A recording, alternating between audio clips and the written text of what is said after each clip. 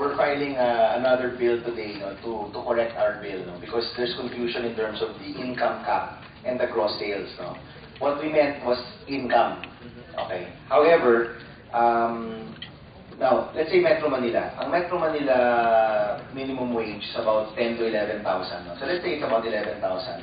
We're looking at about 132,000 pesos per month in income. So, if you're a tindahan, usually you're at 15 to 20% ang margin mo. So let's say you're at 20%, so times 5, So 132 times 5 is about 650. Okay, so that was actually the memo that, or the letter that I sent. 100,000 as a gross sales cap is too small. Something more realistic would be in the 500 to 600,000 range. But again, in the interest of not being pegged to this number 25 years from now, and magiging moot na naman yung batas na ito 25 years from now because of inflation, we already have a mechanism for adjusting minimum wage. And that's done by the minimum wage board, so may indexing na yun. So what we propose is that per area, naka-base na lang yun dun sa minimum wage of the area. Again, we're also looking at the equal protection of the law here, So if, for example, the minimum wage in a particular area is 9,000 pesos, we can agree with BIR or NBTI on the margin that we will use.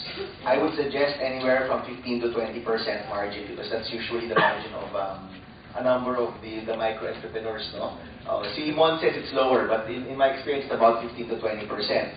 But if we use that, successful yung mga kausap mo. Hindi, because syempre the smaller you go, the larger your margin. The bigger your business, usually mas limited yung margins mo. But anyway, if we're using 15%, so you just use the 15%, that's what we can peg into the law already. And use it as a multiplier, And that becomes your maximum gross sales annually. Because that presupposes that you're earning at the same level of the minimum wage earner. So what we put there, the 150,000, was actually pegged at 150,000 pesos income cap, not gross receipts. And there's my conflicting, I'm sorry for that, Mr. Chairman, but there's a conflicting part there.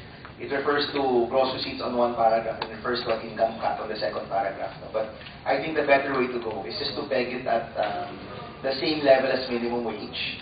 And thereby, we are also fulfilling the requirement of the Constitution, which is equal protection of the law, that all of our citizens in a particular class should receive the same benefits. So we'll find that later, and we can debate later on the margins and the totals, but that I think would be the wisest way to go, Mr. Chairman. Chair. Senator Binay.